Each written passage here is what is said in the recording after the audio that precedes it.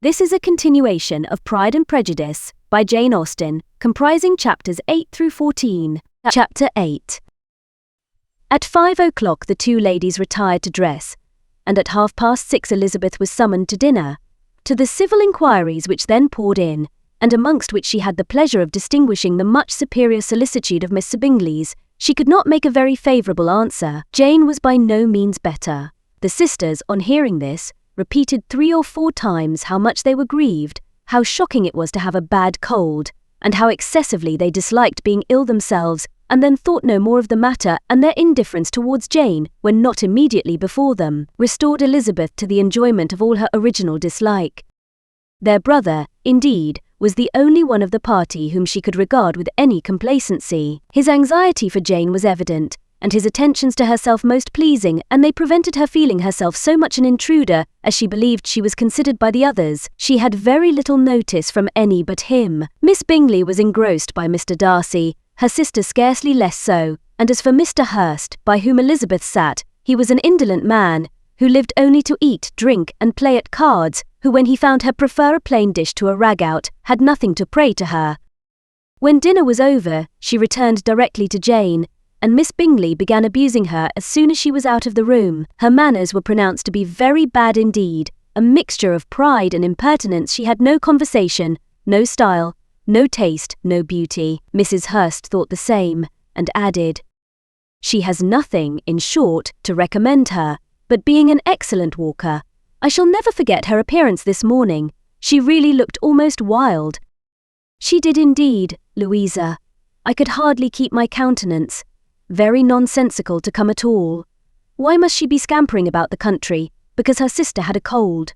Her hair so untidy, so blowsy. Yes, and her petticoat, I hope you saw her petticoat, 6 inches deep in mud, I am absolutely certain, and the gown which had been let down to hide it, not doing its office." "Your picture may be very exact," Louisa said Bingley, "but this was all lost upon me. I thought Miss Elizabeth Bennet looked remarkably well when she came into the room this morning. Her dirty petticoat quite escaped my notice." "You observed it, Mr. Darcy, I am sure," said Miss Bingley, "and I am inclined to think that you would not wish to see your sister make such an exhibition." "Certainly not. To walk 3 miles or 4 miles or 5 miles or whatever it is, above her ankles in dirt, and alone, quite alone, what could she mean by it? It seems to me to shew an abominable sort of conceited independence, a most country town indifference to decorum."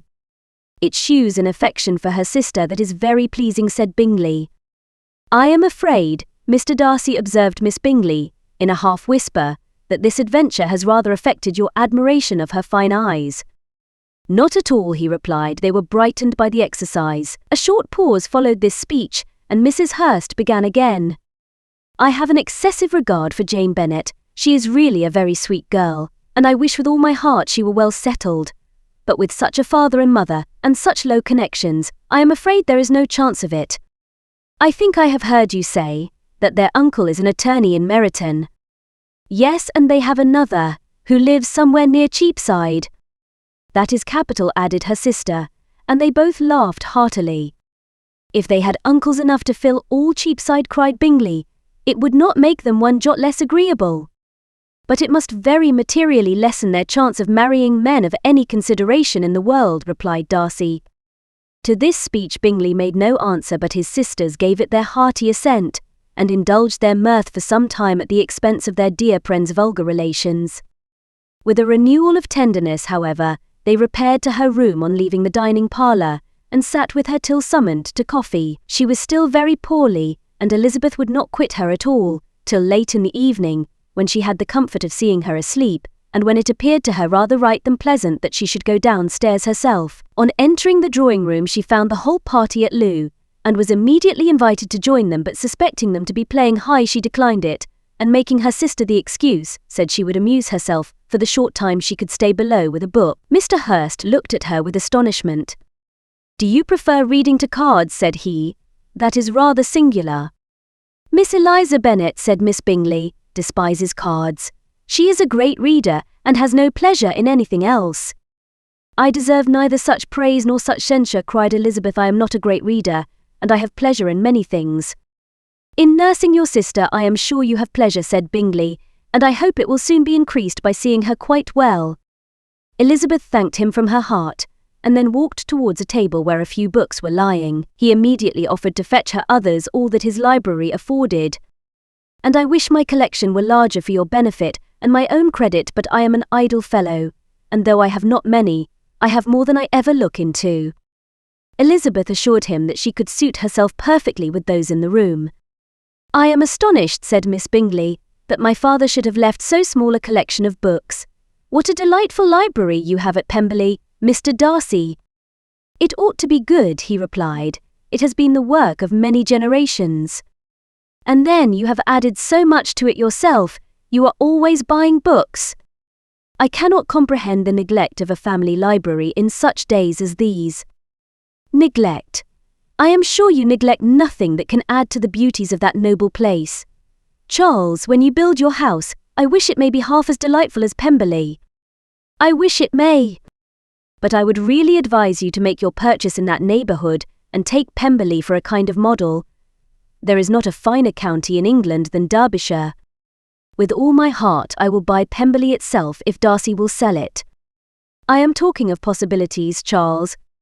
"Upon my word, Caroline, I should think it more possible to get Pemberley by purchase than by imitation."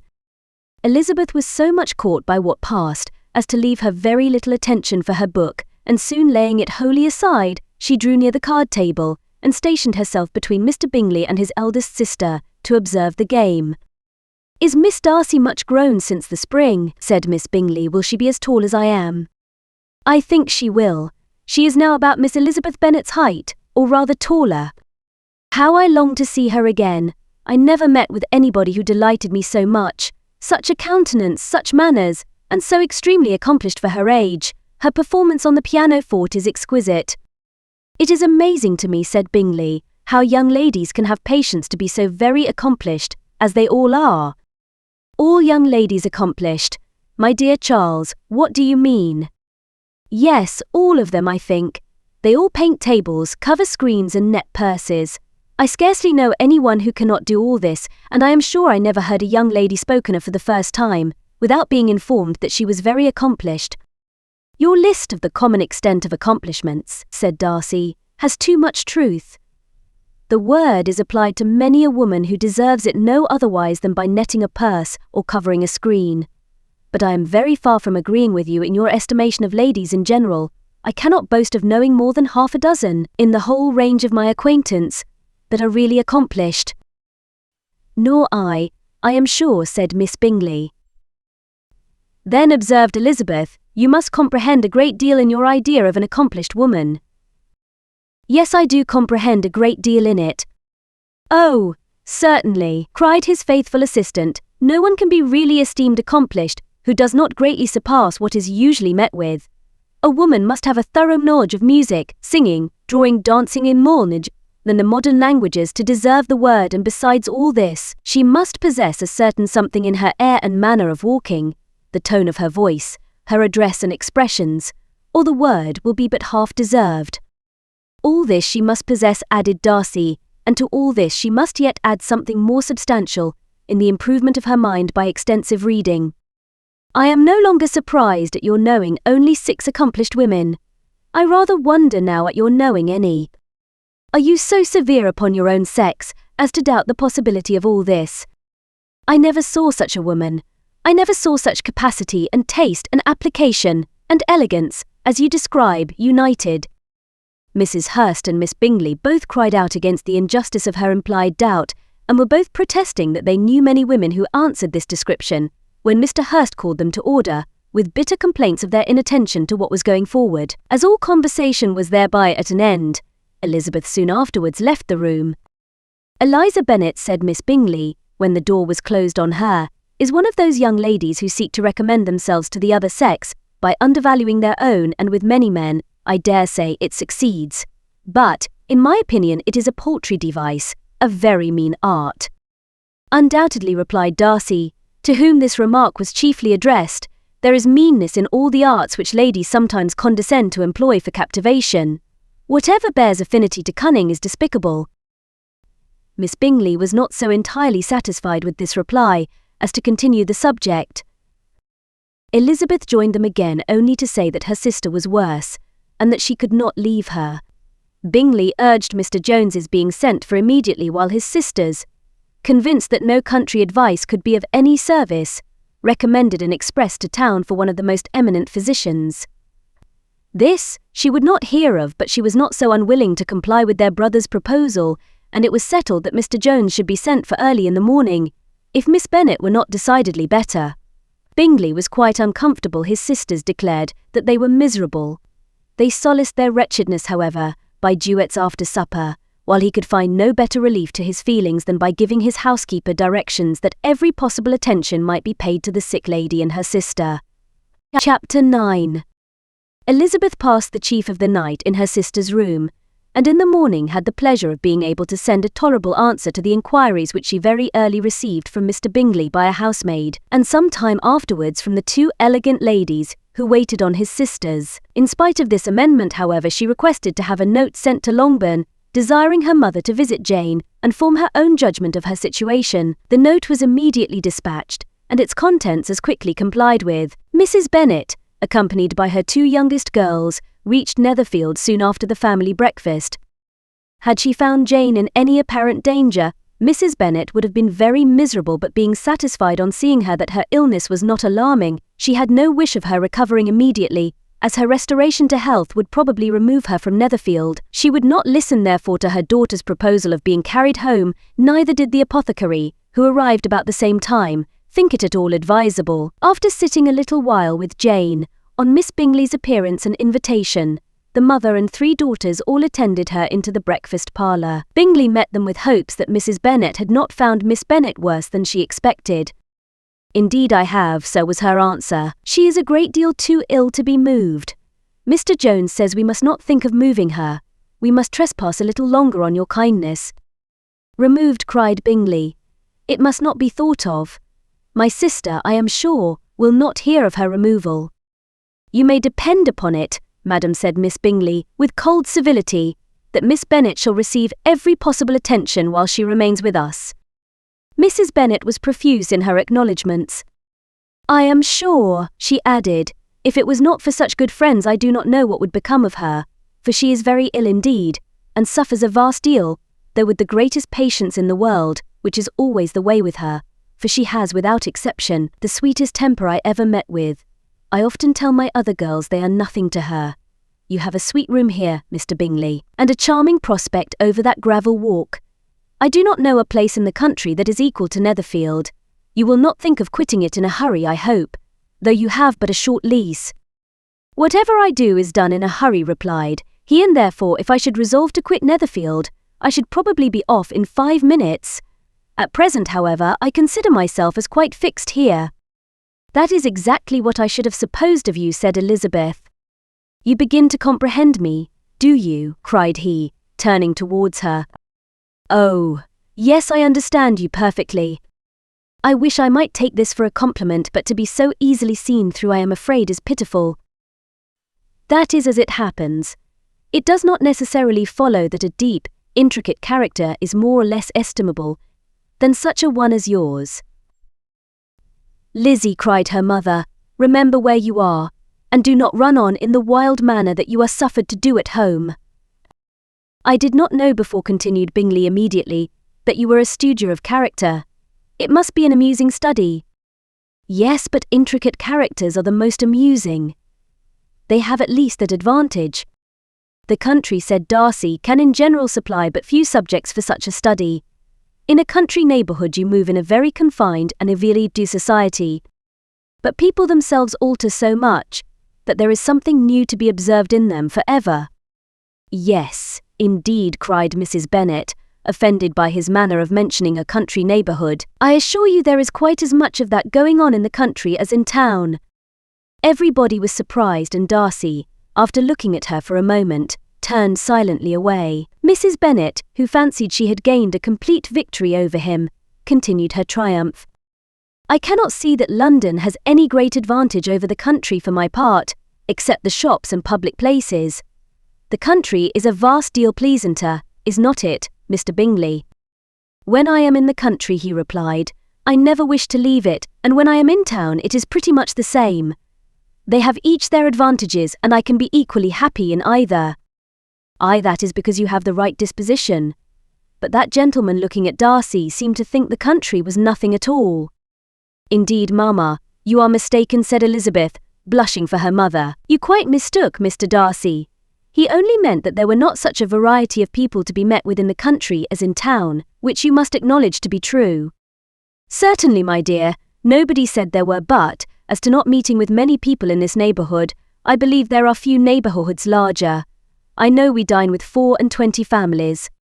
Nothing but concern for Elizabeth could enable Bingley to keep his countenance. His sister was less delicate, and directed her eye towards Mr. Darcy with a very expressive smile. Elizabeth, for the sake of saying something that might turn her mother's thoughts, now asked her if Charlotte Lucas had been at Longbourn since her coming away.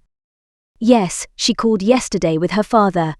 What an agreeable man Sir William is. Mr. Bingley is not he, so much the man of fashion, so genteel and so easy. He has always something to say to everybody.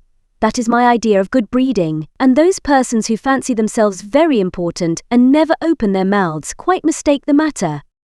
"Did Charlotte dine with you?" "No, she would go home.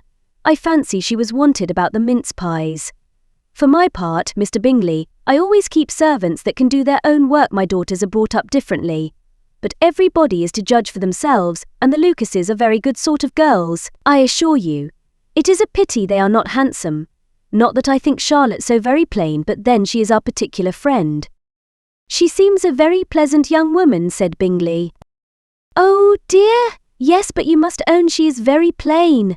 Lady Lucas herself has often said so, and envied me Jane's beauty. I do not like to boast of my own child, but to be sure, Jane one does not often see anybody better looking. It is what everybody says. I do not trust my own partiality. When she was only 15, there was a gentleman at my brother Gardiner's in town, so much in love with her, that my sister-in-law was sure he would make her an offer before we came away. But however, he did not. Perhaps he thought her too young. However, he wrote some verses on her, and very pretty they were." "And so ended his affection," said Elizabeth impatiently. "There has been many a one, I fancy, overcome in the same way. I wonder who first discovered the efficacy of poetry in driving away love." "I have been used to consider poetry as the food of love," said Darcy. "Of a fine, stout, healthy love it may. Everything nourishes what is strong already. But if it be only a slight, thin sort of inclination, I am convinced that one good sonnet will starve it entirely away." Darcy only smiled, and the general pause which ensued made Elizabeth tremble lest her mother should be exposing herself again. She longed to speak, but could think of nothing to say, and after a short silence Mrs. Bennet began repeating her thanks to Mr. Bingley for his kindness to Jane, with an apology for troubling him also with Lizzie. Mr. Bingley was unaffectedly civil in his answer, and forced his younger sister to be civil also, and say what the occasion required. She performed her part indeed without much graciousness, but Mrs. Bennet was satisfied, and soon afterwards ordered her carriage. Upon this signal, the youngest of her daughters put herself forward. The two girls had been whispering to each other during the whole visit, and the result of it was that the youngest should tax Mr. Bingley with having promised on his first coming into the country to give a ball at Netherfield. Lydia was a stout, well-grown girl of 15, with a fine complexion and good-humoured countenance, a favourite with her mother, whose affection had brought her into public at an early age. She had high animal spirits, and a sort of natural self-consequence, which the attentions of the officers, to whom her uncle's good dinners and her own easy manners recommended her, had increased into assurance. She was very equal therefore to address Mr. Bingley on the subject of the ball, and abruptly reminded him of his promise, adding that it would be the most shameful thing in the world if he did not keep it. His answer to this sudden attack was delightful to their mother's ear. "I am perfectly ready, I assure you, to keep my engagement, and when your sister is recovered, you shall if you please name the very day of the ball. But you would not wish to be dancing while she is ill." Lydia declared herself satisfied. "Oh, yes, it would be much better to wait till Jane was well, and by that time most likely Captain Carter would be at Meryton again. And when you have given your ball," she added, "I shall insist on their giving one also. I shall tell Colonel Forster it will be quite a shame if he does not." Mrs. Bennet and her daughters then departed, and Elizabeth returned instantly to Jane, leaving her own and her relations' behaviour to the remarks of the two ladies and Mr. Darcy, the latter of whom, however, could not be prevailed on to join in their censure of her, in spite of all Miss Bingley's witticisms on fine eyes. Chapter 10. The day passed much as the day before had done. Mrs. Hurst and Miss Bingley had spent some hours of the morning with the invalid, who continued, though slowly, to mend, and in the evening Elizabeth joined their party in the drawing-room. The loo table, however, did not appear. Mr. Darcy was writing, and Miss Bingley, seated near him, was watching the progress of his letter, and repeatedly calling off his attention by messages to his sister. Mr. Hurst and Mr. Bingley were at piquet, and Mrs. Hurst was observing their game.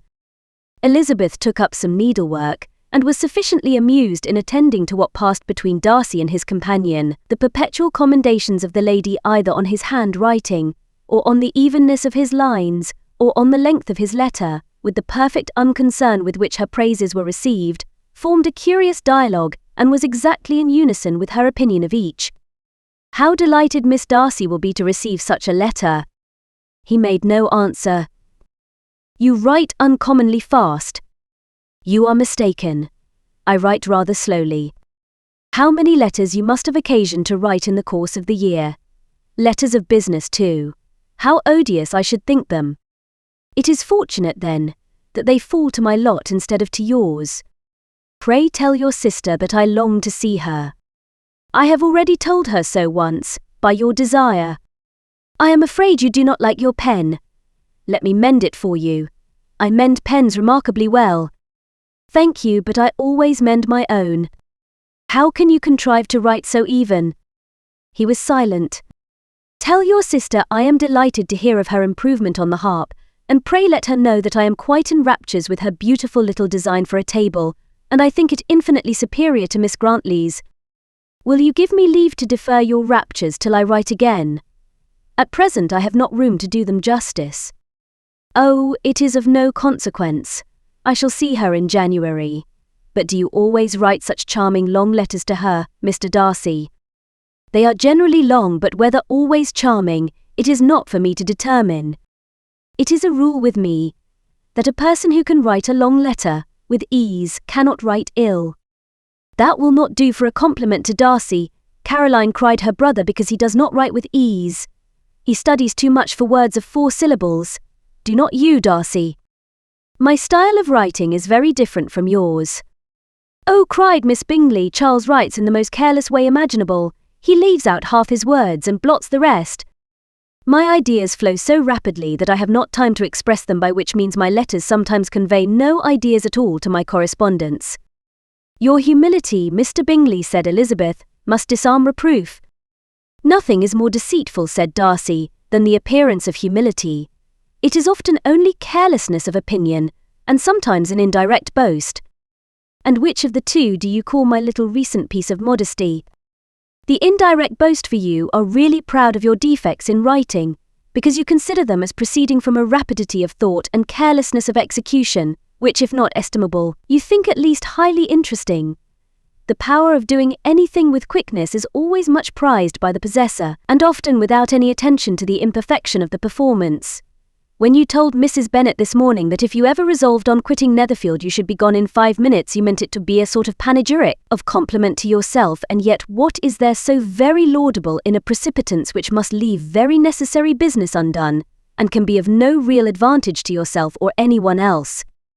Nay, cried Bingley, this is too much, to remember at night all the foolish things that were said in the morning. And yet, upon my honour, I believed what I said of myself to be true, and I believe it at this moment. At least, therefore, I did not assume the character of needless precipitance merely to shew off before the ladies. I dare say you believed it, but I am by no means convinced that you would be gone with such celerity.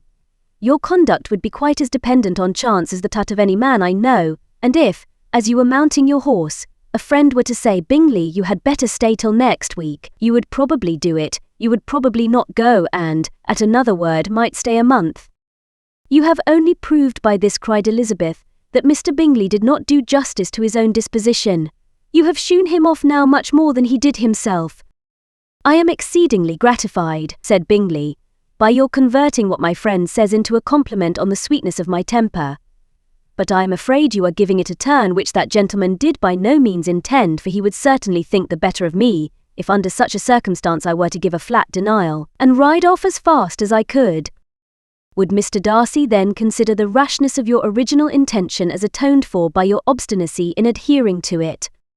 Upon my word, I cannot exactly explain the matter. Darcy must speak for himself. You expect me to account for opinions which you choose to call mine, but which I have never acknowledged. Allowing the case, however, to stand according to your representation, you must remember, Miss Bennet, that the friend who is supposed to desire his return to the house, and the delay of his plan, has merely desired it, asked it without offering one argument in favour of its propriety. To yield readily, easily to the persuasion of a friend is no merit with you. To yield without conviction is no compliment to the understanding of either. You appear to me, Mr. Darcy, to allow nothing for the influence of friendship and affection. A regard for the requester would often make one readily yield to a request, without waiting for arguments to reason one into it. I am not particularly speaking of such a case as you have supposed about Mr. Bingley. We may as well wait, perhaps, till the circumstance occurs, before we discuss the discretion of his behaviour thereupon. But in general and ordinary cases between friend and friend, where one of them is desired by the other to change a resolution of no very great moment, should you think ill of that person for complying with the desire, without waiting to be argued into it? Will it not be advisable, before we proceed on this subject, to arrange with rather more precision the degree of importance which is to appertain to this request, as well as the degree of intimacy subsisting between the parties? By all means, cried Bingley, let us hear all the particulars, not forgetting their comparative height and size, for that will have more weight in the argument, Miss Bennet, than you may be aware of. I assure you that if Darcy were not such a great tall fellow in comparison with myself, I should not pay him half so much deference. I declare I do not know a more awful object than Darcy, on particular occasions, and in particular places, at his own house especially, and of a Sunday evening when he has nothing to do. Mr. Darcy smiled, but Elizabeth thought she could perceive that he was rather offended, and therefore checked her laugh. Miss Bingley warmly resented the indignity he had received, in an expostulation with her brother for talking such nonsense. I see your design, Bingley, said his friend. You dislike an argument, and want to silence this. Perhaps I do. Arguments are too much like disputes. If you and Miss Bennet will defer yours till I am out of the room, I shall be very thankful, and then you may say whatever you like of me. What you ask, said Elizabeth, is no sacrifice on my side, and Mr. Darcy had much better finish his letter. Mr. Darcy took her advice, and did finish his letter. When that business was over, he applied to Miss Bingley and Elizabeth for the indulgence of some music. Miss Bingley moved with alacrity to the pianoforte, and after a polite request that Elizabeth would lead the way, which the other as politely and more earnestly negatived, she seated herself. Mrs. Hurst sang with her sister, and while they were thus employed, Elizabeth could not help observing, as she turned over some music books that lay on the instrument, how frequently Mr. Darcy's eyes were fixed on her. She hardly knew how to suppose that she could be an object of admiration to so great a man, and yet, that he should look at her because he disliked her, was still more strange. She could only imagine, however, at last, that she drew his notice because there was a something about her more wrong and reprehensible, according to his ideas of right, than in any other person present. The supposition did not pain her. She liked him too little to care for his approbation. After playing some Italian songs, Miss Bingley varied the charm by a lively Scotch air, and soon afterwards Mr. Darcy, drawing near Elizabeth, said to her, "Do not you feel a great inclination, Miss Bennet, to seize such an opportunity of dancing a reel?" She smiled, but made no answer. He repeated the question, with some surprise at her silence. "Oh," said she, "I heard you before, but I could not immediately determine what to say in reply. You wanted me, I know, to say yes, that you might have the pleasure of despising my taste, but I always delight in overthrowing those kind of schemes and cheating a person of their premeditated contempt. I have therefore made up my mind to tell you that I do not want to dance a reel at all, and now despise me if you dare." "Indeed, I do not dare." Elizabeth, having rather expected to affront him, was amazed at his gallantry, but there was a mixture of sweetness and archness in her manner which made it difficult for her to affront anybody, and Darcy had never intuited. He really believed that were it not for the inferiority of her connections, he should be in some danger. Miss Bingley saw, or suspected enough to be jealous, and her great anxiety for the recovery of her dear Fraser Jane received some assistance from her desire of getting rid of Leicesters. She often tried to provoke Darcy into disliking her guest by talking of their supposed marriage and planning his happiness in such an alliance. "I hope," said she, as they were walking together in the shrubbery the next day, "you will give your mother-in-law a few hints, when this desirable event takes place, as to the advantage of holding her tongue, and if you can compass it, do cure the younger girls of running after the officers, and, if I may mention so delicate a subject, endeavour to check that little something, bordering on conceit and impertinence, which your lady possesses. Have you anything else to propose for my domestic felicity? Oh, yes. Do let the portraits of your uncle and Aunt Phillips be placed in the gallery at Pemberley. Put them next to your great-uncle the judge. They are in the same profession, you know, only in different lines. As for your Elizabeth's picture, you must not attempt to have it taken, for what painter could do justice to those beautiful eyes? It would not be easy, indeed, to catch their expression, but their colour and shape, and the eyelashes, so remarkably fine, might be copied." At that moment they were met from another walk, by Mrs. Hurst and Elizabeth herself.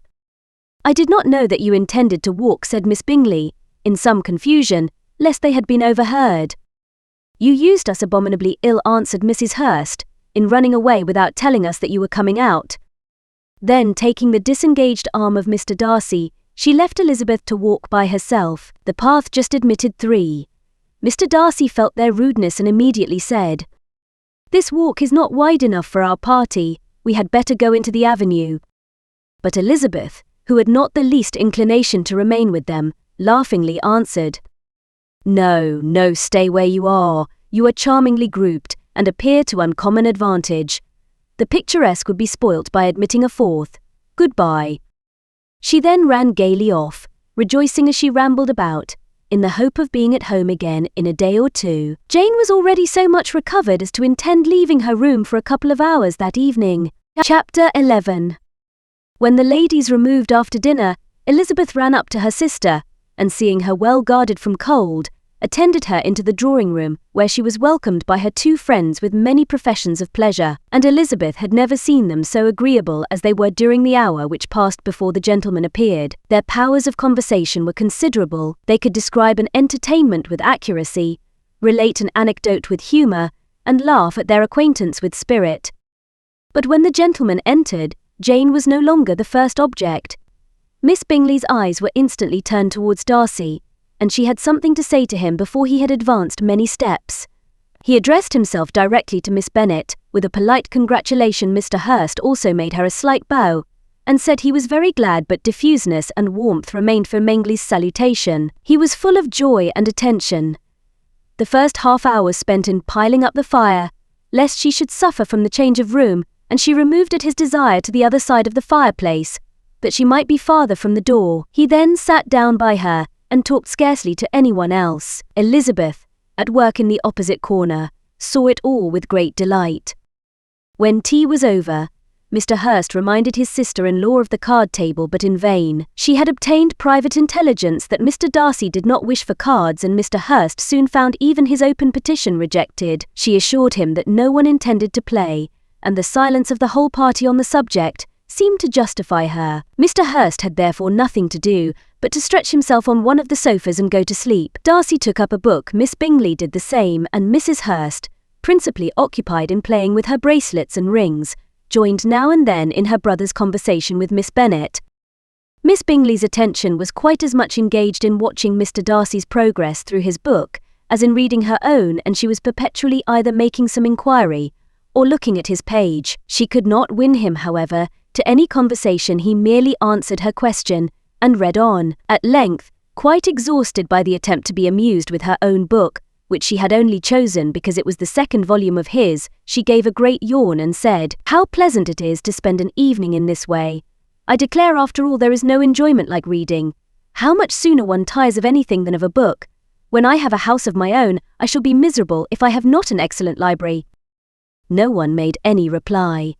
She then yawned again, threw aside her book, and cast her eyes round the room in quest of some amusement, when, hearing her brother mentioning a ball to Miss Bennet, she turned suddenly towards him and said, By the by, Charles, are you really serious in meditating a dance at Netherfield?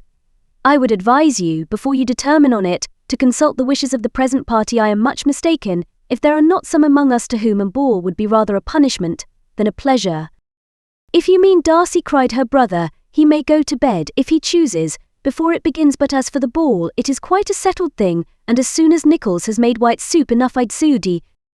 I should like balls infinitely better, she replied, if they were carried on in a different manner, but there is something insufferably tedious in the usual processes of such a meeting. It would surely be much more rational if conversation instead of dancing made the order of the day.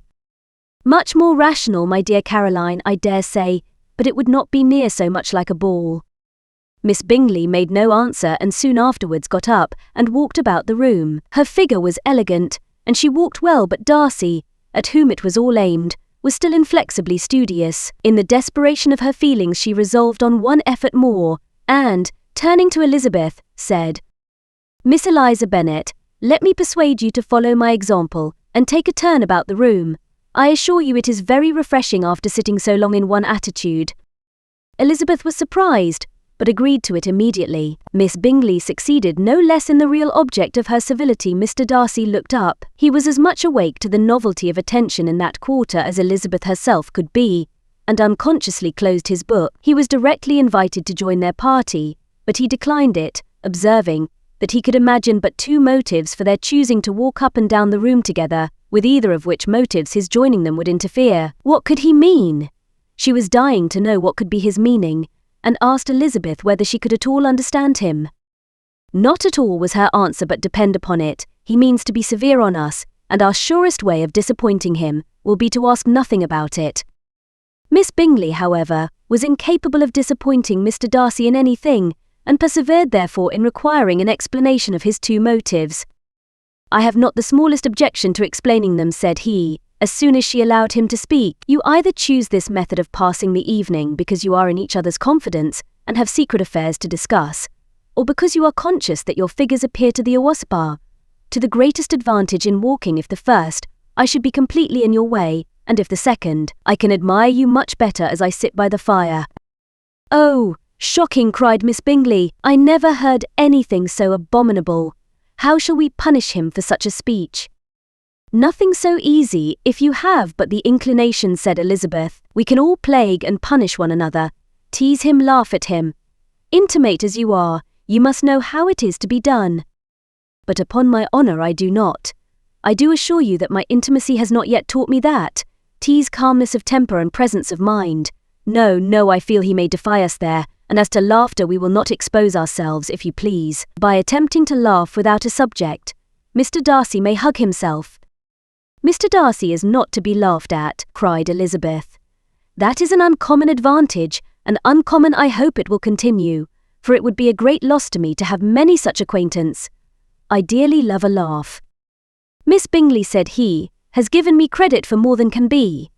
The wisest and the best of men, nay, the wisest and best of their actions, may be rendered ridiculous by a person whose first object in life is a joke. Certainly, replied Elizabeth, there are such people, but I hope I am not one of them. I hope I never ridicule what is wise or good. Follies and nonsense, whims and inconsistencies do divert me, I own, and I laugh at them whenever I can, but these, I suppose, are precisely what you are without. Perhaps that is not possible for anyone, but it has been the study of my life to avoid those weaknesses which often expose a strong understanding to ridicule, such as vanity and pride. Yes, vanity is a weakness indeed.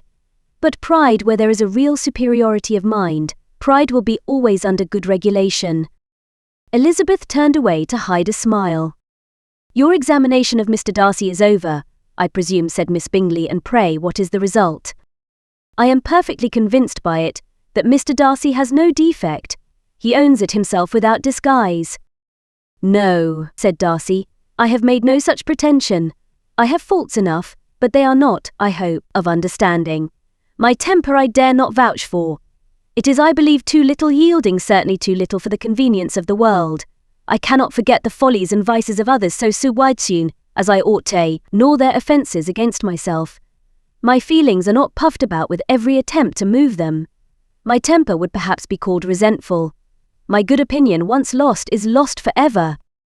"That is a failing indeed," cried Elizabeth. "Implacable resentment is a shade in a character. But you have chosen your fault well. I really cannot laugh at it. You are safe from me. There is, I believe, in every disposition a tendency to some particular evil, a natural defect, which not even the best education can overcome. And your defect is a propensity to hate everybody. And yours," he replied with a smile, "is willfully to misunderstand them." "Do let us have a little music," cried Miss Bingley, tired of a conversation in which she had no share. "Louisa, you will not mind my waking Mr. Hurst?" Her sister made not the smallest objection, and the pianoforte was opened, and Darcy, after a few moments' recollection, was not sorry for it. He began to feel the danger of paying Elizabeth too much attention. Chapter 12. In consequence of an agreement between the sisters, Elizabeth wrote the next morning to her mother to beg that the carriage might be sent for them in the course of the day. But Mrs. Bennet, who had calculated on her daughters remaining at Netherfield till the following Tuesday, which would exactly finish Jane's week, could not bring herself to receive them with pleasure before. Her answer, therefore, was not propitious, at least not to Elizabeth's wishes, for she was impatient to get home. Mrs. Bennet sent them word that they could not possibly have the carriage before Tuesday, and in her postscript it was added that if Mr. Bingley and his sister pressed them to stay longer, she could spare them very well. Against staying longer, however, Elizabeth was positively resolved, nor did she much expect it would be asked, and fearful, on the contrary, as being considered as intruding themselves needlessly long, she urged Jane to borrow Mr. Bingley's carriage immediately, and at length it was settled that their original design of leaving Netherfield that morning should be mentioned, and the request made. The communication excited many professions of concern, and enough was said of wishing them to stay at least till the following day to work on Jane, and till the morrow their going was deferred. Miss Bingley was then sorry that she had proposed the delay, for her jealousy and dislike of one sister much exceeded her affection for the other. The master of the house heard with real sorrow that they were to go so soon, and repeatedly tried to persuade Miss Bennet that it would not be safe for her, that she was not enough recovered, but Jane was firm where she felt herself to be right. To Mr. Darcy it was welcome intelligence Elizabeth had been at Netherfield long enough at ease. She attracted him more than he liked, and Miss Bingley was uncivil to her, and more teasing than usual to himself. He wisely resolved to be particularly careful that no sign of admiration should now escape him, nothing that could elevate her, with the hope of influencing his felicity, sensible that if such an idea had been suggested, his behaviour during the last day must have material weight in confirming or crushing it. Steady to his purpose, he scarcely spoke 10 words to her through the whole of Saturday, and though they were at one time left by themselves for half an hour, he adhered most conscientiously to his book, and would not even look at her. On Sunday, after morning service, the separation, so agreeable to almost all, took place. Miss Bingley's civility to Elizabeth increased at last very rapidly, as well as her affection for Jane, and when they parted, after assuring the latter of the pleasure it would always give her to see her either at Longbourn or Netherfield, and embracing her most tenderly, she even shook hands with the former, Elizabeth took leave of the whole party in the liveliest spirits. They were not welcomed home very cordially by their mother. Mrs. Bennet wondered at their coming, and thought them very wrong to give so much trouble, and was sure Jane would have caught cold again. But their father, though very laconic in his expressions of pleasure, was really glad to see them. He had felt their importance in the family circle. The evening conversation, when they were all assembled, had lost much of its animation, and almost all its sense, by the absence of Jane and Elizabeth. They found Mary, as usual, deep in the study of thorough bass and human nature, and had some new extracts to admire, and some new observations of threadbare morality to listen to. Catherine and Lydia had information for them of a different sort. Much had been done, and much had been said in the regiment since the preceding Wednesday. Several of the officers had dined lately with their uncle, a private had been flogged, and it had actually been hinted that Colonel Forster was going to be married. Chapter 13. "I hope, my dear," said Mr. Bennet to his wife, as they were at breakfast the next morning, "that you have ordered a good dinner today, because I have reason to expect an addition to our family party." "Who do you mean, my dear? I know of nobody that is coming, I am sure, unless Charlotte Lucas should happen to call in, and I hope my dinners are good enough for her. I do not believe she often sees such at home. The person of whom I speak is a gentleman and a stranger." Mrs. Bennet's eyes sparkled. "A gentleman and a stranger. It is Mr. Bingley, I am sure. Why, Jane, you never dropped a word of this, you sly thing. Well, I am sure I shall be extremely glad to see Mr. Bingley. But good Lord, how unlucky, there is not a bit of fish to be got today. Lydia, my love, ring the bell. I must speak to Hill, this moment. It is not Mr. Bingley, said her husband, it is a person whom I never saw in the whole course of my life. This roused a general astonishment, and he had the pleasure of being eagerly questioned by his wife and 5 daughters at once. After amusing himself some time with their curiosity, he thus explained, About a month ago I received this letter, and about a fortnight ago I answered it, for I thought it a case of some delicacy, and requiring early attention. It is from my cousin Mr. Collins, who, when I am dead, may turn you all out of this house as soon as he pleases. Oh, my dear, cried his wife, I cannot bear to hear that mentioned. Pray do not talk of that odious man. I do think it is the hardest thing in the world, that your estate should be entailed away from your own children, and I am sure if I had been you, I should have tried long ago to do something or other about it. Jane and Elizabeth attempted to explain to her the nature of an entail. They had often attempted it before, but it was a subject on which Mrs. Bennet was beyond the reach of reason, and she continued to rail bitterly against the cruelty of settling an estate of Limousin, from a family of 5 daughters, in favour of a man whom nobody cared anything about. It certainly is a most iniquitous affair, said Mr. Bennet, and nothing can clear Mr. Collins from the guilt of inheriting Longbourn. But if you will listen to his letter, you may perhaps be a little softened by his manner of expressing himself. No, that I am sure I shall not, and I think it was very impertinent of him to write to you at all, and very hypocritical. I hate such false friends. Why could not he keep on quarrelling with you, as his father did before him? Why, indeed, he does seem to have had some filial scruples on that head, as you will hear. Hunsford, near Westerham, Kent. 15th October. Dear Sir, the disagreement subsisting between yourself and my late honoured father always gave me much uneasiness, and since I have had the misfortune to lose him, I have frequently wished to heal the breach, but for some time I was kept back by my own doubts, fearing lest it might seem disrespectful to his memory for me to be on good terms with anyone with whom it had always pleased him to be at variance. There, Mrs. Bennet. My mind, however, is now made up on the subject, for having received ordination at Easter, I have been so fortunate as to be distinguished by the patronage of the Right Honourable Lady Catherine de Bourgh, widow of Sir Louis de Bourgh, whose bounty and beneficence has preferred me to the valuable rectory of this parish, where it shall be my earnest endeavour to demean myself with grateful respect towards her ladyship, and be ever ready to perform those rites and ceremonies which are instituted by the Church of England.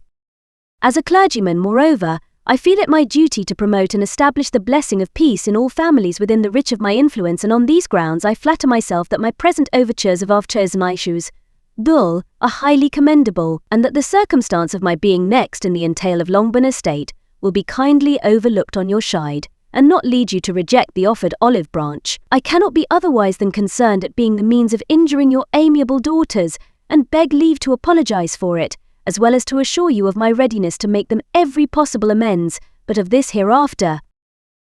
If you should have no objection to receive me into your house, I propose myself the satisfaction of waiting on you and your family, Monday, November 18th, by 4 o'clock, and shall probably trespass on your hospitality till the Saturday se'nnight following, which I can do without any inconvenience, as Lady Catherine is far from objecting to my occasional absence on a Sunday, provided that some other clergyman is engaged to do the duty of the dejeuner. I remain, dear sir, with respectful compliments to your lady and daughters, your well-wisher and friend, William Collins.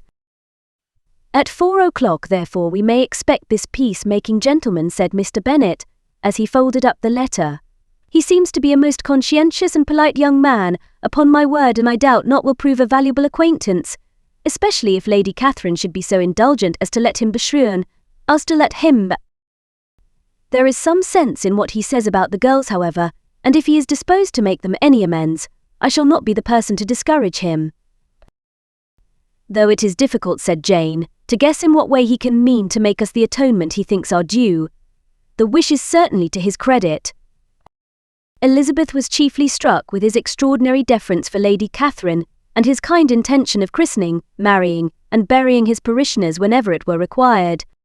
He must be an oddity, I think, said she. I cannot make him out. There is something very pompous in his style.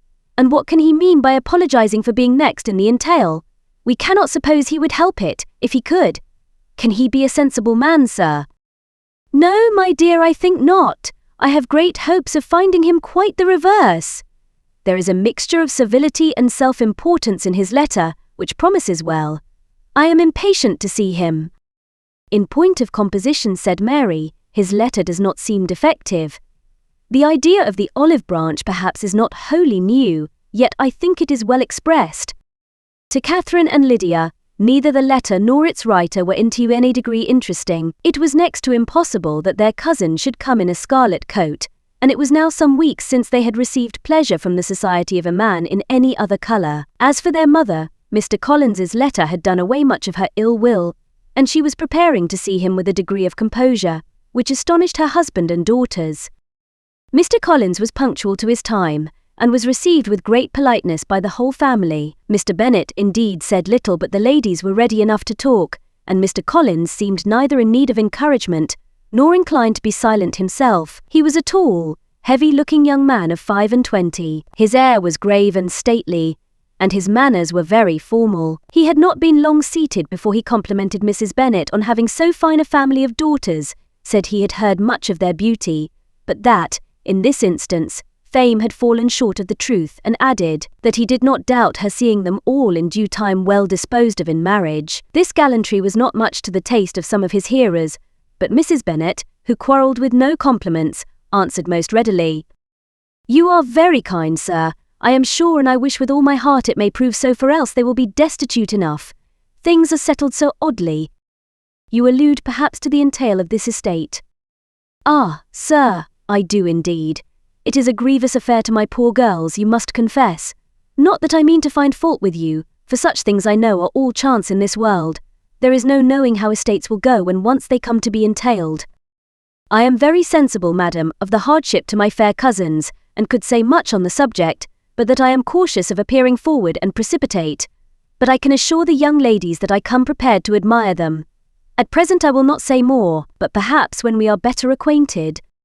He was interrupted by a summons to dinner, and the girls smiled on each other. They were not the only objects of Mr. Collins's admiration. The hall, the dining room, and all its furniture were examined and praised, and his commendation of everything would have touched Mrs. Bennet's heart, but for the mortifying supposition of his viewing it all as his own future property. The dinner, too, in its turn was highly admired, and he begged to know to which of his fair cousins the excellence of its cookery was owing. But here he was set right by Mrs. Bennet, who assured him with some asperity that they were very well able to keep a good cook, and that her daughters had nothing to do in the kitchen. He begged pardon for having displeased her. In a softened tone she declared herself not at all offended, but he continued to apologize for about a quarter of an hour.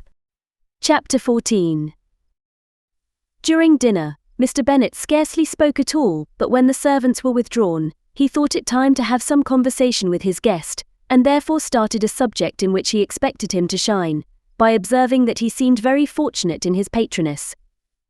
Lady Catherine de Bourgh's attention to his wishes, and consideration for his comfort, appeared very remarkable. Mr. Bennet could not have chosen better. Mr. Collins was eloquent in her praise. The subject elevated him to more than usual solemnity of manner, and with a most important aspect he protested that he had never in his life witnessed such behaviour, in a person of rank such affability and condescension, as he had himself experienced from Lady Catherine. She had been graciously pleased to approve of both the discourses, which he had already had the honour of preaching before her. She had also asked him twice to dine at Rosings, and had sent for him only the Saturday before, to make up her pool of quadrille in the evening. Lady Catherine was reckoned proud by many people he knew, but he had never seen anything but affability in her. She had always spoken to him as she would to any other gentleman. She made not the smallest objection to his joining in the society of the neighbourhood, nor to his leaving his parish occasionally for a week or two, to visit his relations. She had even condescended to advise him to marry as soon as he could, provided he chose with discretion, and had once paid him a visit in his humble parsonage, where she had perfectly approved all the alterations he had been making, and had even vouchsafed to suggest some herself. Some shelves in the closets upstairs. "That is all very proper and civil, I am sure," said Mrs. Bennet, "and I dare say she is a very agreeable woman. It is a pity that great ladies in general are not more like her. Does she live near you, sir? The garden in which stands my humble abode is separated only by a lane from Rosings Park, her ladyship's residence. I think you said she was a widow, sir. Has she any family? She has one only daughter, the heiress of Rosings, and a very extensive property. Ah, cried Mrs. Bennet, shaking her head, then she is better off than many girls. And what sort of young lady is she? Is she handsome? She is a most charming young lady indeed. Lady Catherine herself says that in point of true beauty, Mr. Bourke is far superior to the handsomest of her sex because there is that in her features which marks the young woman of distinguished birth. She is unfortunately of a sickly constitution, which has prevented her making that progress in many accomplishments, which she could not otherwise have failed of, as I am informed by the lady who superintended her education, and who still resides with them, but she is perfectly amiable, and often condescends to drive by my humble abode in her little phaeton and ponies. Has she been presented? I do not remember her name among the ladies at court. Her indifferent state of health unhappily prevents her being in town, and by that means, as I told Lady Catherine myself one day, has deprived the British court of its brightest ornament. Her ladyship seemed pleased with the idea. And you may imagine that I am happy on every occasion to offer those little delicate compliments which are always acceptable to ladies. I have more than once observed to Lady Catherine that her charming daughter seemed born to be a duchess, and that the most elevated rank, instead of giving her consequence, would be adorned by her. These are the kind of little things which please her ladyship, and it is a sort of attention which I conceive myself peculiarly bound to pay. You judge very properly, said Mr. Bennet, and it is happy for you that you possess the talent of flattering with delicacy. May I ask whether these pleasing attentions proceed from the impulse of the moment, or are the result of previous study? They arise chiefly from what is passing at the time, and though I sometimes amuse myself with suggesting and arranging such little elegant compliments as may be adapted to ordinary occasions, I always wish to give them as unstudied an air as possible. Mr. Bennet's expectations were fully answered.